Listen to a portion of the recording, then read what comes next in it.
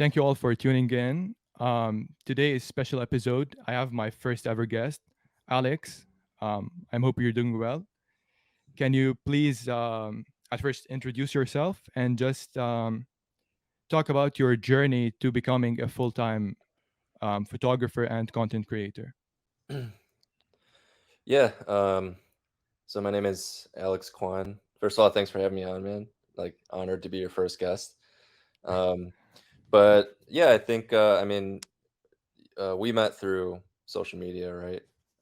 You've kind of seen a lot of my journey. Um, Pretty much social media is the big reason why I'm able to do photography for a living and content creation. Nowadays, honestly, it's more content creation. Like clients that and brands that I work with actually don't even want the photos anymore. They just want social media content. They want reels. They want like engagement, stuff like that. So it's kind of interesting. But yeah, that all stemmed through just I think like experimenting, trying a lot of different things out in like the photography industry, doing studio shoots, doing real estate, doing just like every shoot that you can imagine. Well, doing some food stuff, just dabbling in everything, weddings, and realizing that I actually didn't really enjoy like working with a camera all that much. Like it kind of took the passion out of photography for me when I started to try to make a living out of it, and you know, um, you know, put the stress on it to extract value out of it, I guess. So that's where I always came back to just content creation and social media because I really enjoyed cultivating community, as you know, started multiple communities and yeah, and just having fun and creating just like unique stuff. That's to me like what it's all really about. And yeah, so I'm fortunate enough to have not, I guess, have not had to stop. I've moved out to LA now. I'm originally from Chicago, and yeah, I'm just kind of enjoying it for however long it lasts. Okay, cool. So we'll talk about the community thing a bit later because that's how I actually started following you. So when I moved to Chicago, Mhm. like I heard about your photography community and things like that, and so we'll cover that. But for now, just so I make sure, you didn't go to university for photography, right, or anything related? Oh, right, yeah. It was yeah self-taught. I used to work in actually the finance industry, so complete 180. Yeah, Um, can you tell me a bit about that because that's like a very yeah. interesting change and like a lot of people like I've heard about that online. They Uh-huh. work like in business in like you said Mhm. finance, and they just want a way out to do what they actually love, whether it's photography, art, or pretty much anything. So can you Yeah. just tell me a bit about your experience personally? Yeah, I think I mean it's a very long story, right? But I'll keep it short. Um, I think like a lot of it boils down to like my heritage, the environment that I grew up with, kind of pushed me down a more traditional route, right? Like have to go to college, do all these like steps, right? That I think are laid out for most people, at least in the U.S. And I followed that path. I did school, finished it, got a degree, went straight into work, and in a couple different corporate jobs. Ended up at a actually pretty decent job in banking before, which was my last job. That was about 4, almost 5 years ago now. Before I just like burned out completely, was super unhappy. I ended up getting laid off from that job because of that, which was good and bad for a couple of different reasons. Like the good part was that it gave me a severance and a little bit of a runway to kind of start, doing what I'm doing now, which I'm very fortunate to have had. Um, but yeah, it was I think a big part of that was sharing that story, or I guess like of that journey was sharing that story with people openly. That transition wasn't easy at all. And it honestly made me like very depressed at times because I was going through the process of not only changing my career, starting from scratch, basically starting over at 27. But I was actively reshaping and unlearning, like my mindset. The things that I was basically taught was right. Growing up, um, and that's a very tough thing when you're approaching like uh, your 30s, right? And that's where people are like starting to settle down. At least in my generation, um, people are settling down, getting married. People seem to have it figured out, and you're sitting here like running around with a camera. Like it was a Yeah. it was a very interesting journey.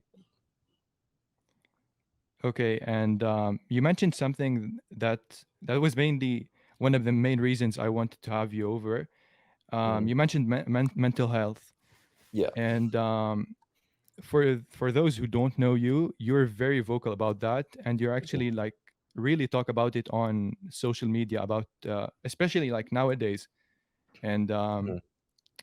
can you tell me why you um, like how do you get like I would say the courage to actually speak about your own experience on social media? Yeah. Because a lot of artists like they don't talk about burnout. Like they just don't Mhm. mention it, even if they're going through it, but they just keep it to themselves. Yeah. I think a lot of it has to do with, yeah, just going through it personally. I think what really helped and what was really cathartic for me, because I tried a lot of different things. I've been in the past. Now I'm pretty stable. I have pretty good tools and habits built, um, as well as like the career I have now, that makes me happier and more fulfilled. But in the past, when I didn't have those things, nothing really seemed to work.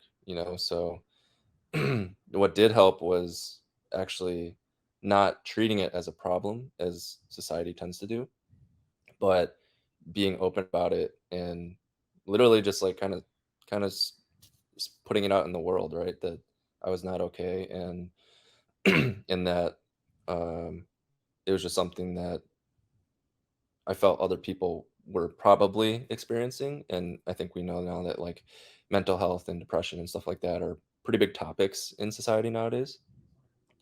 Um, and when I started opening up about that and people started like DMing me, um, with like relatable situations and stuff like that, that was when I was like, okay, oh, like I'm not the only one, right? I think that's part of the big issue is that like a lot of people, because it's stigmatized, feel like they're alone, or like they have to kind of like go through the struggle alone or by themselves.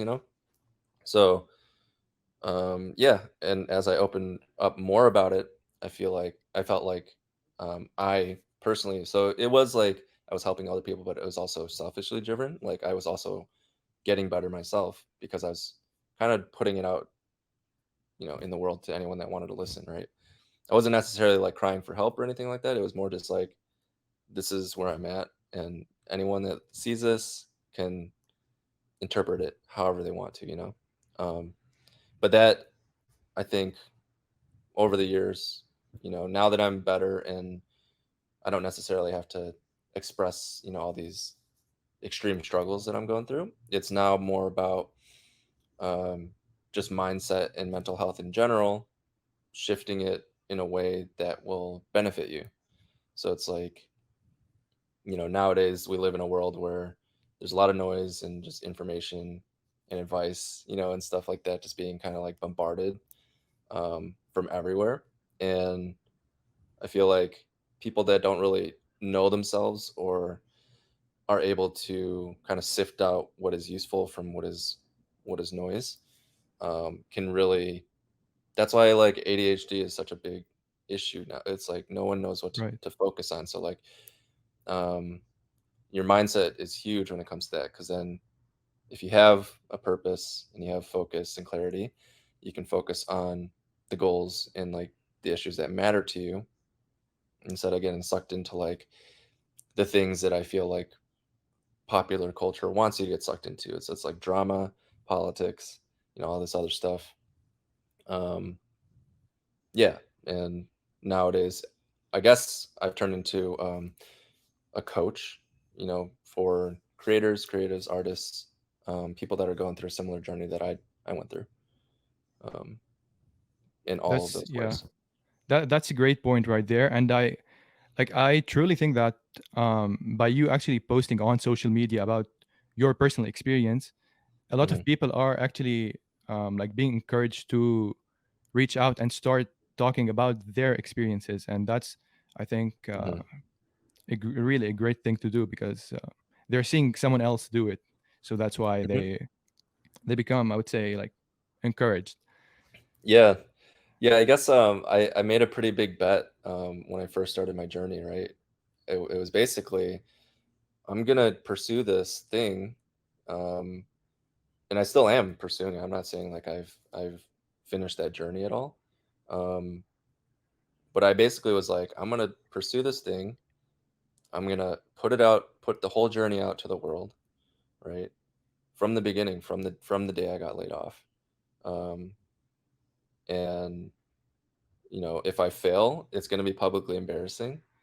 And I did fail. I would say like at least 2 or 3 times, along that way.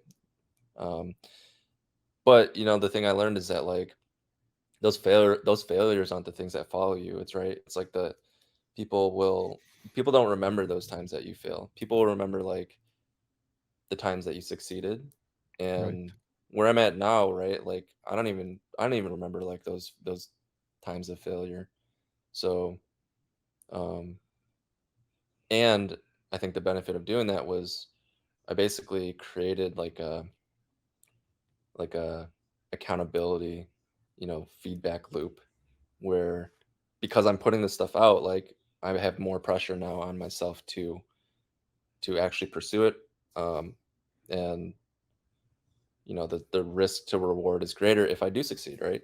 So Yeah. to some extent, I did succeed in that regard, so it paid off. Yeah, so high risk, high reward. Yeah. Well, it's not Okay. even like a risk thing. It's just like putting yourself out there, and It is kind of a risk sometimes. well, it's definitely a risk, but I'm just saying like it's not really it's not really a risk because you're not changing anything you're doing, but you are creating like you're holding yourself accountable when you're Right. a lot of people are like, oh, like stay silent, work on your goal silently, and then share it when it's done, but like that's rarely the case. Like that's not reality because most like for me, I guess this is just me speaking from my perspective and knowing myself. It's like I tend to be more inclined to hit my goals if I know there's some like expectation, right? And not just my own, because I think when you have your like people go through like bouts of motivation, right? But that doesn't really like last very long. But when you put it out there and you're like, oh, like now I have this pressure and this expectation um, from people other than myself that holds you accountable to, put the extra work in to try to meet those goals. Okay. Awesome. I think we should move on to a similar topic, which is building communities, Okay. specifically in Chicago. So, for Yeah. those who don't know, can you just like um, basically talk about what you did as a photography community in Chicago? Hmm. Yeah.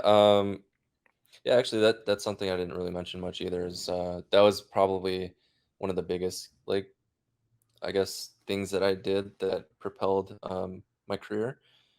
It and it was just cultivating community and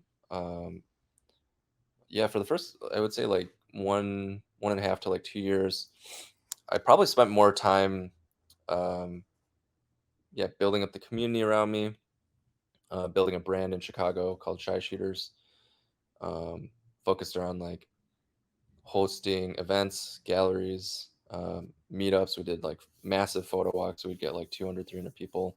This is all before the pandemic, so when those things weren't, an issue. And yeah, it was something I was just like really passionate about. I wasn't really focused on money. I had just come out of the finance world, so I was like, I just want to like do things I'm passionate about. I want to help other people. Um, So I help like other artists sell work. Through social media, we would promote artists. We would feature them on our page, um, which is still running, by the way. Like even though I live in California, I'm not like there. I still have a team of like really young, talented guys, um, that are still helping to keep like the community and like the culture going, which is pretty sick because it's like that's my first, I guess, attempt at like creating legacy, and like Right. that's kind of like a thing that I think most people think about, but um, it's very difficult to, I guess, like define what that exactly looks like. But it's something that is living, beyond. Like I'm not really touching it anymore, but it's still a living and breathing thing, which is great. And yeah, that's definitely a big part of like the origin story, I guess. Like um, met a ton of people, made some really good friends. It was probably the most socially active like summer couple of summers that I've ever had. Yeah, So it was like a bit overwhelming, but those are like the good days, the good old days when like everyone on Instagram was just like just wanted to shoot and like have fun and meet people. Everyone was exactly. like, and then it became into like became a serious thing, and I definitely like went down, ran down that route. But yeah, that's where it kind of like all started. So it was mostly just like photography was fun. I wanted to meet people. It was, yeah, just a good, um, yeah, way to not only build a community but like build up my own social circle. Yeah, sadly, I wasn't able to attend any of the meetups before the pandemic because I wasn't in Chicago back then. Uh-huh. But I've attended like a bunch, like over the past year and a half, I would say. And like everything you say is like very much true. Like you can see a very very decent community, and like people Yeah. actually, and that's right. Like you talked about the old Instagram. The old Instagram Mhm. was basically, I would say, an embodiment of um, actual in-person communities where creators um, would help others just for the sake of critiquing and giving like constructive criticism. I would Mhm. say like, and Yeah. just helping others improve. And Yeah. that's what I noticed when I attended, well, like one of these meetups. Mhm. And like I'm sure that, and you talked about that, like even when you move to LA and like seeing that your community is still great even when you're not there, that must feel really Yeah. good, I'm sure. Yeah, it is. And now that I'm, more in the working space and professional, in a professional, creator, photographer, whatever you want to call it these days. Um, I think that was like the big thing too, was like even now, like I still try to embody that because like I think the biggest hurdle was when I started, it just seemed like the people that were working as creatives, it just seemed like there was these walls and it was very hard to break into, if you're like a newer person, right? Like especially someone with no education, no like background in um, the arts. Um, yeah, it was basically just a world that wasn't accessible to me, because, well, understandably too, it was like I hadn't really established any sort of reputation. I hadn't built up any sort of body of work, like I do now, like on my walls and stuff like that. Um, so yeah, it was a little bit of, but it still sucked because there wasn't.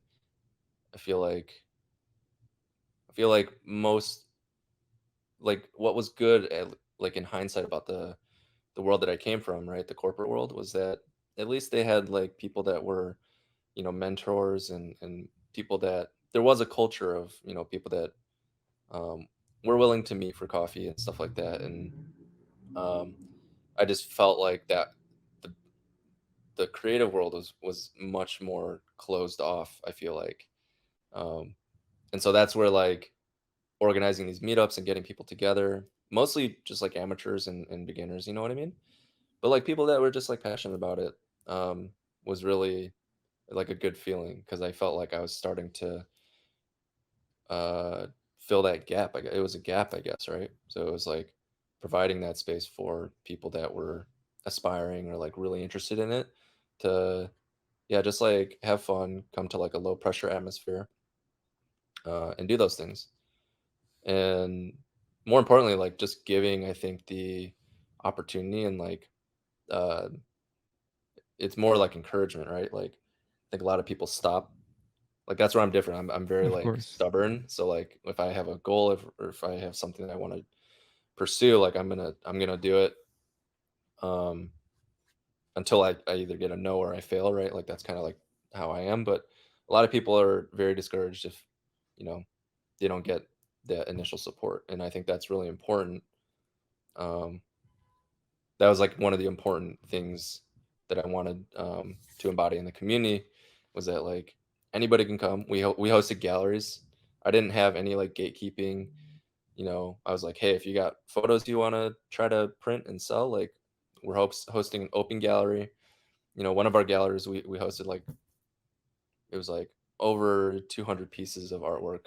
Oh wow. Um, yeah, we rented a really cool space and just like put up all the work on the walls from floor to ceiling. I still have those stories like pinned in the highlights on the community page, but That's awesome. um, but yeah, like yeah, I think it was like really cool. Like we gave,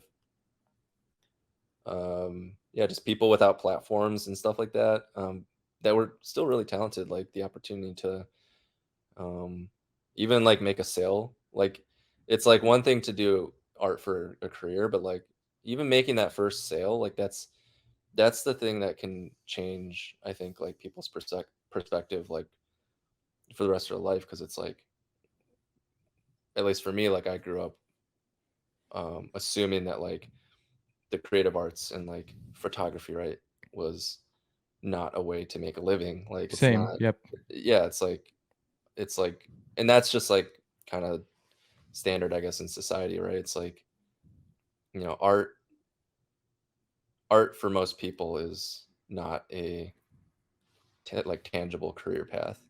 Um, and I actually believe that, it's now more tangible than ever, right? Through the internet and social media platforms.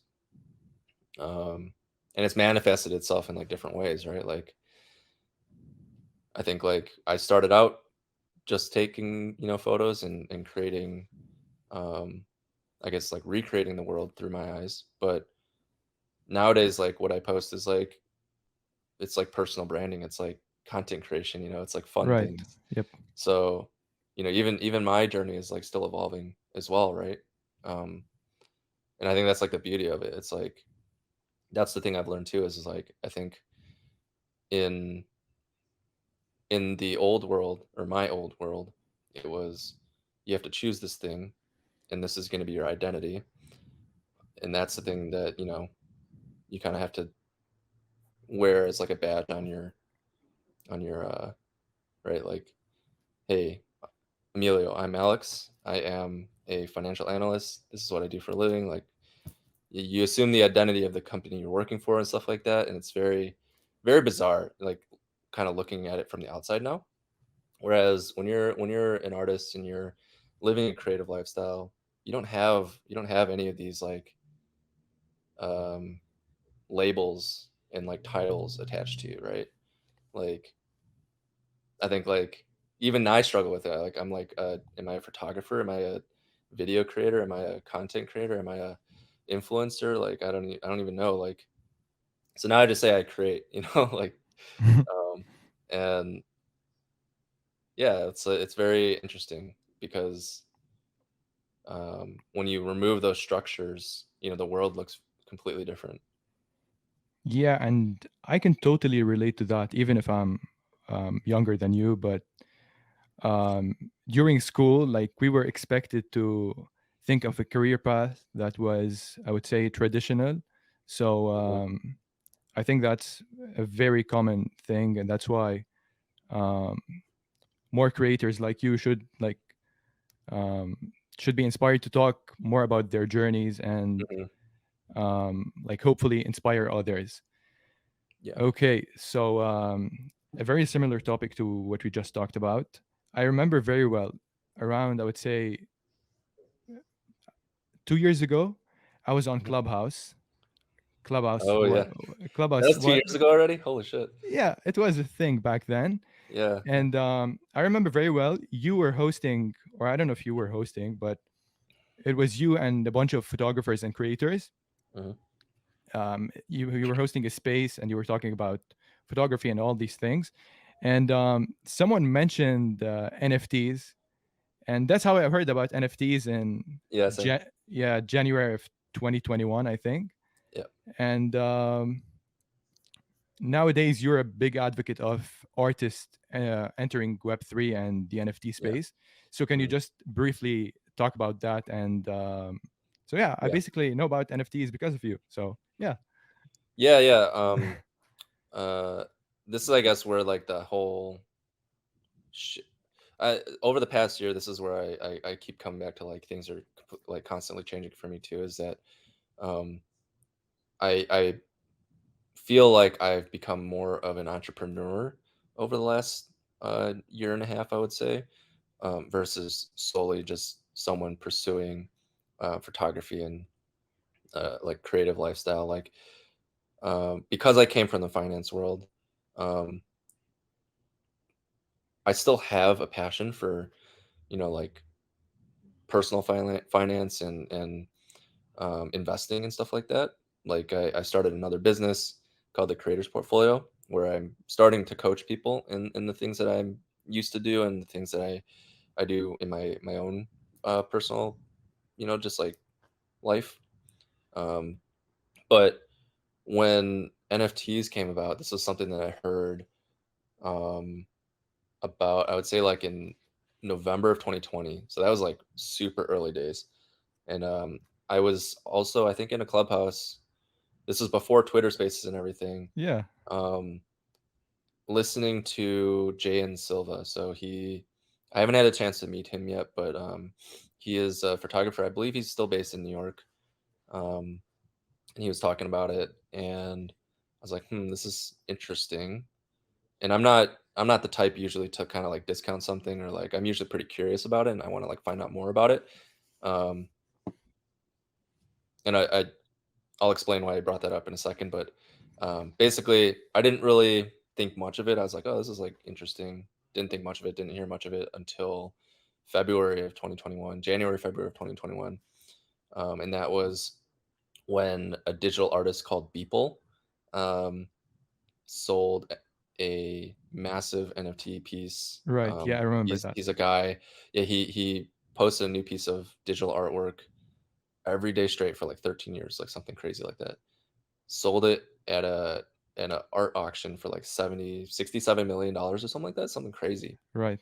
And that was when I was like, holy shit. And that was when like the whole scene started blowing up. Like Gary Vee started talking about it and like kind of became like a trending thing. Um, and I was at a very, I would say, another transitional part of my life. So up until January of 2021, I was living with my parents because after I got laid off, I traveled for a while. Um, Actually, that's where I created this piece. I was in Asia for a while. Yeah. Um, like that was back in 2018. When I was done with travels or I needed a break, I moved home, and I was at home living with my parents for, I would say, like two-ish years. Um, and that was, and I had hit a point where I was feeling like I needed, a challenge. I needed to change things up because I was feeling like if I didn't, I had some big breaks. That was like, you know, middle of the pandemic, right? I had some like decent breaks because of actually the pandemic. Um, but those opportunities came and went, and I felt like if I didn't kind of capitalize on those opportunities, I was gonna, you know, not not it was like I wasn't gonna, I don't know what the word is I'm looking for, but like I needed to like to kind of like keep it going. So that was when I decided to just pick up. I had a friend that lived out here, actually in the place that I'm sitting in right now. Um, he said, "Hey, we're looking for a new place. Like, I know we've kind of been talking about it." And he was like, "Why don't you like move out here?" And I was like, "All right, let's do it." Like, and I sent it. Like, I packed up everything. from my parents' living room and put it in a U-Haul, and then I shipped that out, and then I drove out here, made a 2 week trip out of it. Oh wow. Um, in January 2021, and then anyway, so like on the way out here, that was when I started listening to the Clubhouses on that drive, and like learning about this new NFT thing. Um, and I remember like during that trip was when I was like, when I get to California, I'm gonna go all in on this. Like this sounds very intriguing. And so from February to like September of 2021, I spent basically that whole summer like cooped up, just like literally on the computer, like because it's all blockchain like technology. Right. And I was just like studying this stuff, like also experimenting with it, and taking another big risk, right? Like I was minting work. That was when Ethereum was not like super expensive. It was like maybe $1,200 at the time. Right. Yeah. It's now back at like the same levels, but um, for me, for someone that just moved out of my parents' place, and like I didn't have a ton of money, but I was like, you know what, like screw it, like I'm gonna mint this piece. My first piece I minted, I spent like $200 in gas, um, on a on On a foundation, right? on a platform called Foundation, yeah, Yep.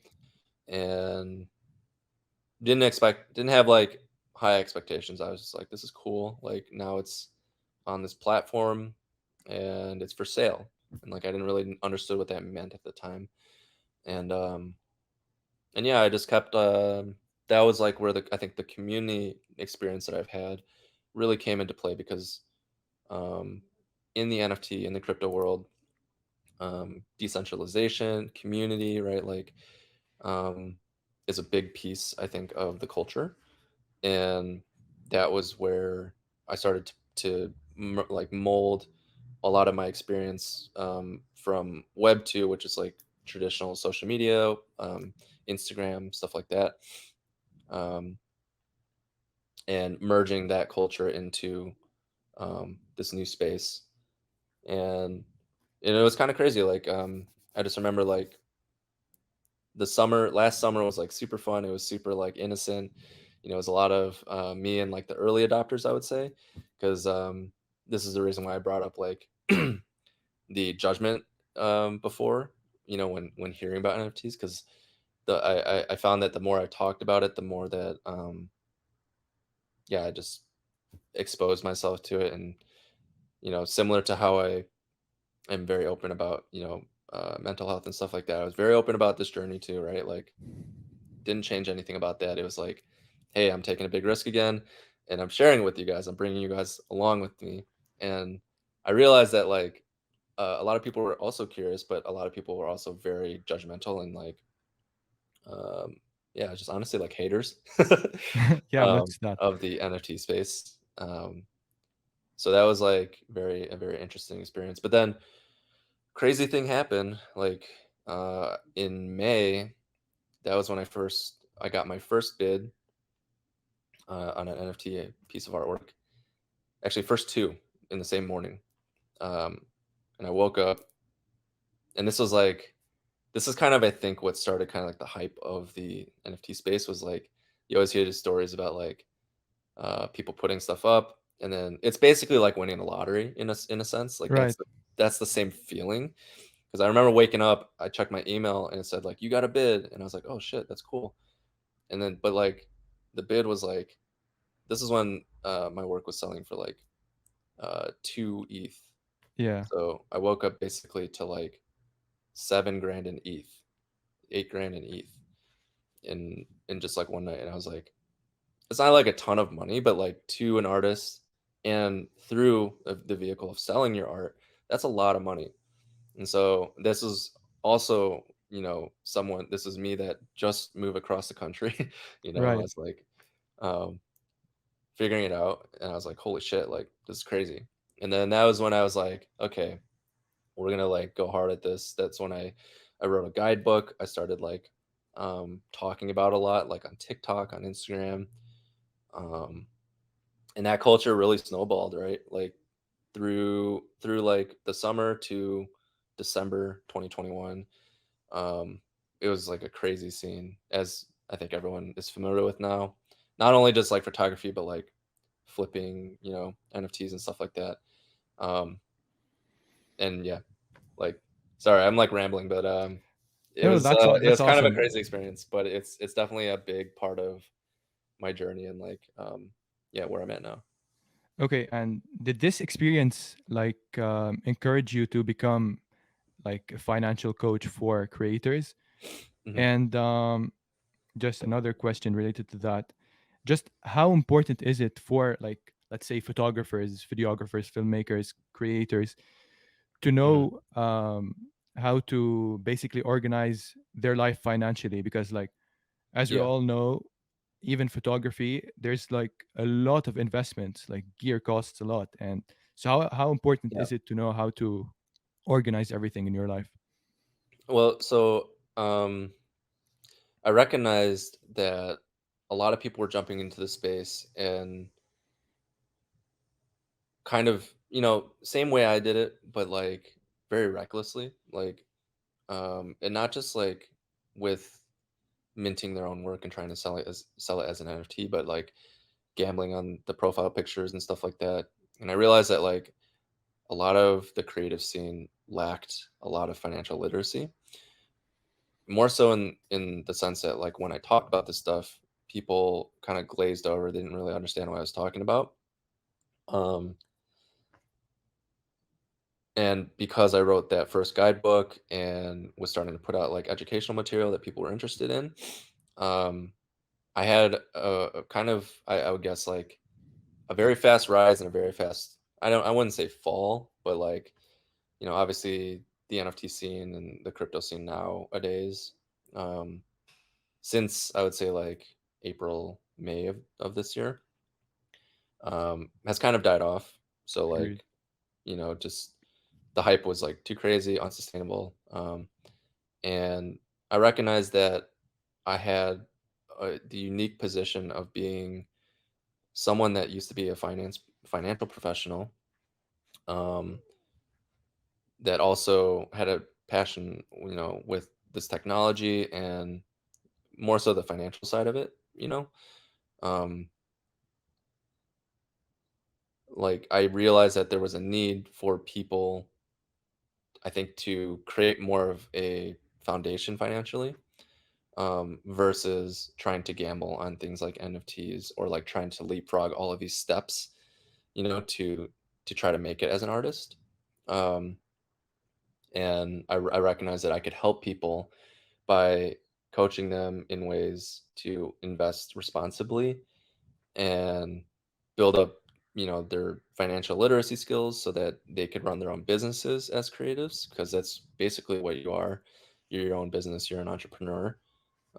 If you're trying to become a photographer or like a creator of to any extent. Um, and yeah, so I basically took a big step back earlier this year. I was like, no one understands this crypto stuff I'm talking about. And I don't want to encourage people to get into it anymore, because it's not it's not really um like a financially responsible place to jump into, especially if you don't have um the proper financial literacy tools to start with. Right. So that's when I was like, okay, take a step back. I'm gonna do this the right way this year. I'm gonna um talk about it more, but in a way that is, I think, more responsible, not like hype based, um, and also give people the tools or the opportunity to learn, tools that have helped me throughout my life. And that's through like traditional investing. I'd been investing since I was like 20. So when I say like I was, broke or struggling, like I think I've always had this weird mindset where like money that I save or invest isn't money I actually have. So like I was always operating on this principle of like, the income is the money that kind of like keeps me going, or my business or like my ventures going. The money that I put away, unless it was like very dire, right? Like not touching it. Um, and that's also speaking to like my residual like 401ks from like my old corporate jobs and stuff like that. Um, all of that stuff, right? It's boring. It's not really sexy, but it's something that I think a lot of creatives, especially young creatives, can start to do early on in their lives, and build basically just like this foundation that will give them a lot more comfort to pursue whatever they're trying to pursue. And I didn't realize it at the time, but that was basically what I had been doing all these years. Was I was willing to take these risks. I was willing to do all these things because, you know, I didn't realize it at the time, but I had these habits, and I was still relearning and learning um, how to go about this new world I was kind of entering. But I had it from uh, kind of like, it's not a safety net. I would say that's not the right way to describe it, but like it was a foundation that I was able to kind of like build off of. Um, and that's something I still maintain to this day. Like I still max out contributions to the best extent that I can. Um, and now I feel like I'm in a good position to coach people about those things, the foundational things, all the way up into, you know, the advanced things, um, which is like investing in stocks and index funds and things like that, all the way up to speculating. I would say speculating, not really investing in crypto and NFTs and stuff like that. So that's me coming full circle now in that whole journey. It's me being a financial professional, losing passion in that world because the corporate world sucks. It just kind of sucks that out of you. And then going all in on creative, and then realizing that, you know, I'm not really too passionate about working with the camera. I'm more passionate about like creating art, cultivating community, um, things that I think are even more untraditional than just like straight doing photography. Like I can make a lot of money doing wedding photography, right? Like, um, and now bringing all that back, getting into NFTs and fintech really, and bringing all that full circle. So it's been quite a wild ride. Yeah. Now that I'm like hearing it out loud. Yeah, that was awesome. And also super informative. Okay, Alex, final thoughts. On What would we say for young creatives just mm, like starting out in photography and content creation? Pretty yeah, much just one advice, just one. I would say spend a lot of time. I would say spend a lot of time building up or separating your emotions from people's opinions. So like I was gonna say like building up your self-esteem and stuff like that, but that's not really helpful. Because like everyone says that they're like, oh, you need to be like your own biggest fan and stuff like that, and like you can do that, but like you also do have to take feedback to some extent.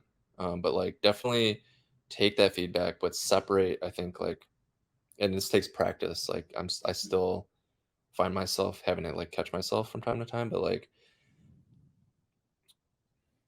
learn to take other people's opinions because everyone's going to have like an opinion about what you're doing, um, especially your friends, your family. Learn to take those opinions and that feedback objectively, like separate your emotions from it. I think for me, like I'm a bit of a hothead and I'm working on that. But I think that's also what makes me tick is like, I hate, I hate when people tell me like no, or like, you know, you're not going to succeed in that, you know, like that gives me fuel to prove them wrong, you know, that sort of stuff. Not really necessarily the healthiest motivation, but I think it's pretty common for most people that are like um kind of like high achievers or whatever. Um but I know that like a lot of people maybe don't have that kind of like drive or that self-confidence, and probably will be extremely discouraged especially if it's like your dad telling you that or something like that. Um, so that's the thing that I wish I did when I was younger, was like, I was very artistic growing up, and somehow I lost all of that along the way through college and everything. And I wish I had the courage to be like, no, I like this. I like playing these instruments. I like playing the piano. I like drawing and sketching and like doing all this kind of like, like nerdy stuff that people were like would like make fun of people in high school. I don't know if that's like a thing anymore. I feel like being an artist and like stuff like that is kind of like cool now. But um yeah, I wish I had the courage to like stick to that and not like abandon, pieces of myself to fit into like this mold, to be accepted by the people around me, you know, because like look what happened anyways. Like it just took me longer to undo all that and end up where I was supposed to be anyways. So the earlier you do that, the better off you'll be. You'll waste less time. Yeah. Honestly, that was great. Uh, Alex, thank you so much for being an awesome first guest. I'm sure everyone who's watching or listening will have a great time, and will hopefully, and I'm sure of that, learn something new, or at least get inspired in some way. So yeah, that was it. Yeah, Alex, thank you again. no, I appreciate it. Yeah, good luck with the podcast. Thank you. Honored again to be the first guest, and hopefully I didn't ramble too much. But yeah, I That was guess awesome. yeah, if anyone has any more questions, they can always find me on like my social media And profiles. I'll share your social media in the Okay. description. Yeah. Okay. Yeah. Yeah. Okay. Sounds good. Awesome. And that's it. Thank you, Alex. Thank you for everyone for watching and listening. And see you in the next episode.